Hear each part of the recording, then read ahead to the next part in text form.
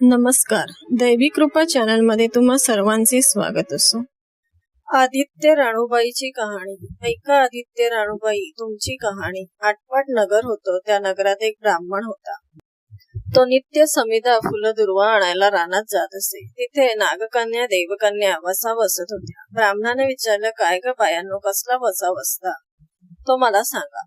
तुला रे वसा कशाला हवा? उठशील मातशील, घेतला वसा टाकून देशील. ब्राह्मण म्हणाला, उठत नाही मातत नाही, घेतला वसा टाकत नाही. तेव्हा त्या म्हणाल्या, श्रावण मास येईल तेव्हा पहिल्या आदित्यवारी मौनाने उठावं, सचिड म्हणजे वस्त्रासहित स्नान करावं, अग्रोदक पाणी आणावं, विड्याच्या पानावर रक्तचंदनाची आदित्य राणूबाई काढावी, 6 रेगाचं मंडळ करावं, 6 सुतांचा तातू करावा, त्याला 6 गाठी घ्याव्या, पानफुल व्हावं, पूजा करावी, पानाचा विडा, फुलांचा झेला, दशांगाचा धूप, गोळा खोबऱ्याचा नैवेद्य दाखवावा, 6 मास चाळावी, 6 मास पाळावी, माघी रथसप्तमी संपूर्ण करावं.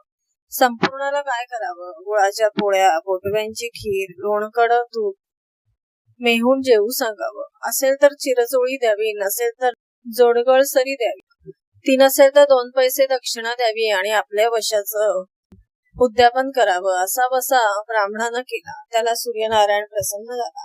भाग्यलक्ष्मी आली तेव्हा राजाच्या राणीने ब्राह्मणाला बोलावून धाडलं. ब्राह्मण जातेवेळीच भिवू लागला, कापू लागला.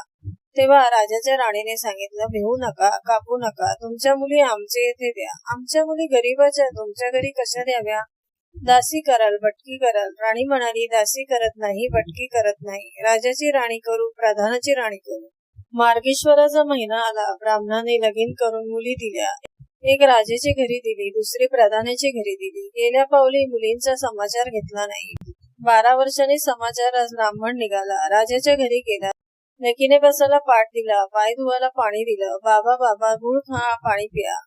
गुळ खात नाही, पाणी पित नाही. माझी कहाणी करायची आहे, ती तू ऐक. तुझी कहाणी ऐकायला मला वेळ नाही. राजा पारधीला जाणार आहे, त्याला जेवायला उशीर होईल.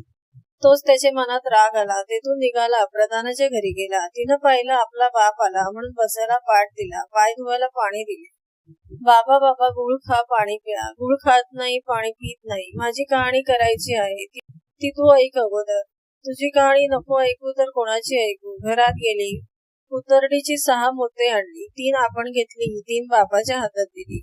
त्याने मनोभावे कहाणी सांगितली. लेकीने चित्तभावे ती ऐकली. नंतर जेवून खाऊन बाप आपल्या घरी गेला. बायकोने विचारलं, मुलींचा समाचार कसा आहे? जिनं कहाणी ऐकली नाही ती दरिद्राने पिडली, दुःखाने व्यापली. राजा मुलखावर निघून गेला. जिनं कहाणी ऐकली होती ती भाग्याने नांदत आहे. इकडे दरिद्री जी झाली होती तिनं आपल्या लेकाला सांगितले, मावशी घनघोर नांदत आहे, तिकडे जाऊन काही दिलं तर घेऊन घे. पहिल्या आदित्यवारी पहिला मुलगा उठला. तळ्याच्या पाळी जाऊन उभा राहिला. अगं अगं दासींनो, तुम्ही दासी कोणाच्या? आम्ही दासी प्रधानाच्या. प्रधानाच्या राणीला जाऊन सांगा, तुमच्या बहिणीचा मुलगा आला आहे. कसा आला आहे? तळ्याच्या पाळीला उभा राहिला आहे. परसदाराने घेऊन या. परसदाराने घेऊन आल्या. नाऊ माकू घातलं, पितांबर नेसायला दिलं, जेऊ खाऊ घातलं, कोळा पोखरला, होन मोहरा भरल्या. वाटेस आपला जाऊ लागला. तो सूर्यनारायण माळ्याच्या रूपाने आला. हातींचा कोळा काढून नेला. घरी गेला. आईने विचारलं, काय रे बाबा, मावशीने काय दिलं? दैवे दिलं, कर्मानं नेलं. कर्माचं फळ पुढं उभं राहिलं. मावशीने दिलं होतं पण सर्व गेलं. पुढे दुसऱ्या आदित्यवारी दुसरा मुलगा गेला. तळ्याच्या पाळी जाऊन उभा राहिला. अगं अगं दासींनो, तुम्ही दासी कोणाच्या? आम्ही दासी प्रधानाच्या. प्रधानाच्या राणीला निरोप सांगा. त्यांनी सांगितला. मग प्रधानाच्या राणीने त्याला घरी नेऊन नावमाकू घातलं, पितांबर नेसायला दिलं, जेऊ खाऊ घातलं, काठी पोकरून होनमोहरांनी भरून दिली. बाबा ठेवू नको, विसरू नको, जतन करून घरी घेऊन जा म्हणून सांगितलं. वाटेत सूर्यनारायण गुराखाच्या रूपाने आला. हातची काठी काढून घेतली, घरी गेला. झालेली गोष्ट राणीला सांगितली. दैवे दिलं ते सर्व कर्माने नेलं. पुढे तिसऱ्या आदित्यवारी तिसरा मुलगा गेला. तळ्याच्या पाळी उभा राहिला. त्यालाही पहिल्यासारखं प्रधानाचे घरी नेऊन नाऊ माकू घातलं, पितांबर नेसायला दिलं, जेऊ खाऊ घातलं, नारळ पोखरून होन मोहरांनी भरून दिलं. ठेवू नको, विसरू नको म्हणून सांगितलं. घरी जाताना विहिरीत उतरला. तो नाळ गडबडून विहिरीत पडला. घरी गेला. आईने विचारलं, काय रे बाबा, मावशीने काय दिलं? आई ग, मावशीने दिलं पण दैवाने ते सर्व बुडालं. चौथा आदित्यवारी चौथा मुलगा गेला. तळ्याच्या पाळी उभा राहिला. त्यालाही प्रधानाच्या राणीने घरी नेऊन नाऊमाकू घातलं, पितांबर नेसायला दिलं, जेऊ खाऊ घातलं. त्याला दह्याची शिदोरी होना मोहरा घालून बरोबर दिली. सूर्यनारायण घारीच्या रूपाने आला. हातची शिदोरी घेऊन गेला. घरी गेला. आईने विचारलं, काय रे बाबा, मावशीने काय दिलं? आई, मावशीने दिलं, पण दैवाने ते सर्व नेलं. पाचव्या आदित्यवारी आपण उठली. तळ्याच्या पाळी उभी राहिली. दासींनी तिचा निरोप तिच्या बहिणीला सांगितला. बहिणीने तिलाही परसदाराने घरी नेलं. नाऊ घातलं, माकू घातलं, पाटच बसायला दिला. प्रधानाची राणी आदित्यवाराची कहाणी करू लागली. काय वसा करतेस तो मला सांग.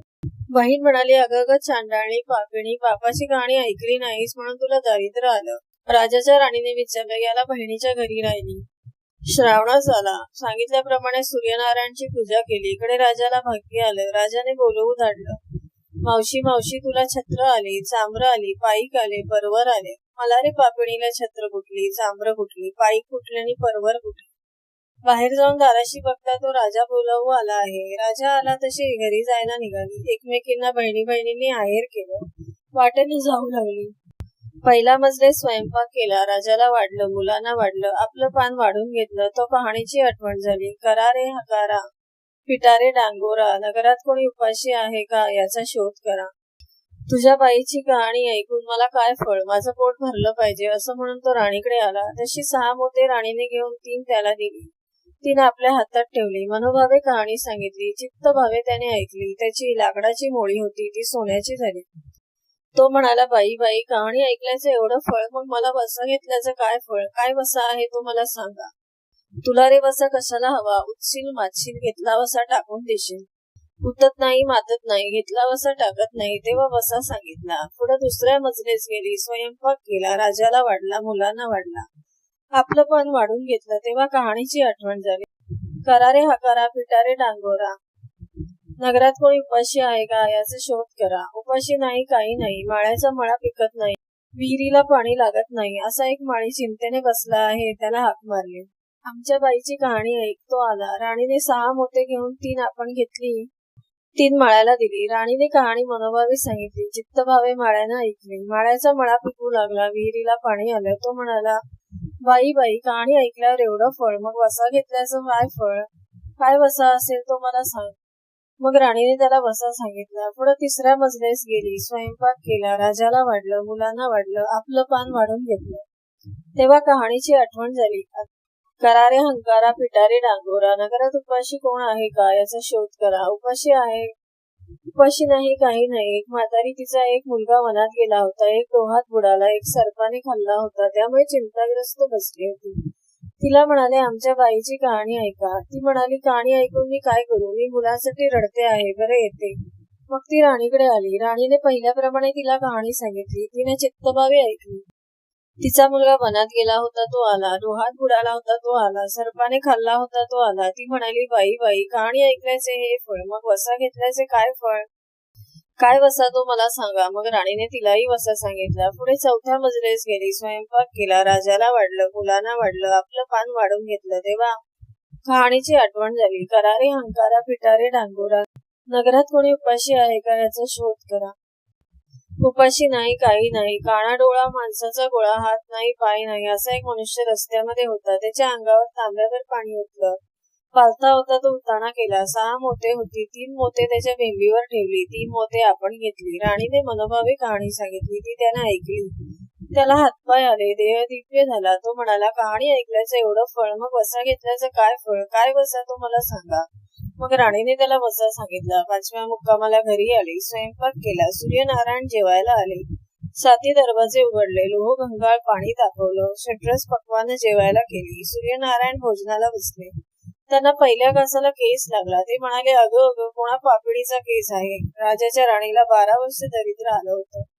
तिनं आदित्यवारी वळचणी खाली बसून केस विंचरले. काळच वाळ, डोईचा केस, वळचणीची काडी, डाव्या खांद्यावरून वेशी बाहेर टाकून दे. राजाच्या राणीला सूर्यनारायणचा कोप झाला तसा कोणाला होऊ नये. ब्राह्मणाला, मोळी विक्याला, राजाच्या राणीला, माळ्याला, म्हातारीला, कोणा डोळा माणसाचा गोळा, इतक्यांना जसा सूर्यनारायण प्रसन्न झाला तसा तुम्हा आम्हा हो. ही 60 उत्तराची कहाणी 5 उत्तरी सुफळ संपूर्ण. जर तुम्ही चॅनलवर नवीन असाल तर चॅनलला सबस्क्राईब करा. व्हिडिओ आवडला तर लाईक करा, शेअर करा आणि कमेंट करा. आणि नोटिफिकेशनची बेल दाबा, जेणेकरून माझे व्हिडिओ अपलोड होताच तुम्हाला नोटिफिकेशन मिळेल.